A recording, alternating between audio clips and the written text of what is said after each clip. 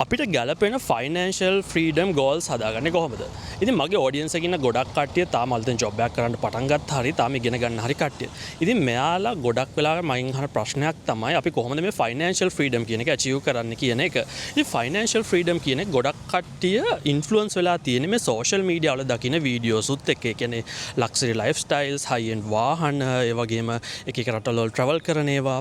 ඉතින් මේ වගේ ලොකු ෆයිනෑන්ෂල් ගෝල් එකක් හදාගත්තට පස්සේ මේ දේවල් අචීව් කරන්න ඕන ෆ්‍රීඩම් එක හදාගන්න ගිහිල්ලා ගොඩක් කට්ටිය ඉක්මනටම ස්ට්‍රෙස් වෙනවා. ඒක නිසා ගොඩක් කට්ටිය මේක හරියන වැඩ නෙමෙයි කියලා නවත්තලා දානවා.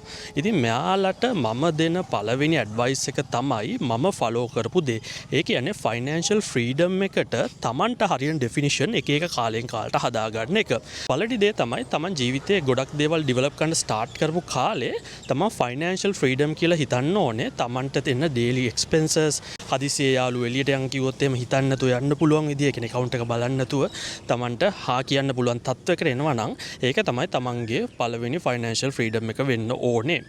දෙවෙනි stage එකේ වෙන්නේ Tamanට අවශ්‍ය කරන දෙයක් Tamanට දෙපාරක් හිතන්න නැතුව ගන්න පුළුවන්. ඒ කියන්නේ උදාහරණයක් විදිහට අලුත් ෆෝන් එකක් ඕන නම්, ඒ වගේම රස්නේ කාලයකට ගෙදර AC එකක් හයි කරගන්න ඕන නම්, ඒ වගේම වාහනේ හදිස්සියේ repair එකක් આવත් ඒක කරන්න ඕන නම් Tamanට හිතේ කරදරයක් නැතුව ඒක කරන්න පුළුවන් level එකක් achieve කරනවා නම් ඒක තමයි Tamanගේ දෙවෙනි financial goal එක වෙන්න ඕනේ.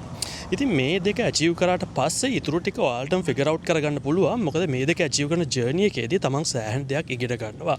ඒක නිසා මට දෙන්න තියෙන advice එක stress වෙන්නේ නැතුව තමන්ට හරියන financial goals තමන්ම හදාගන්න.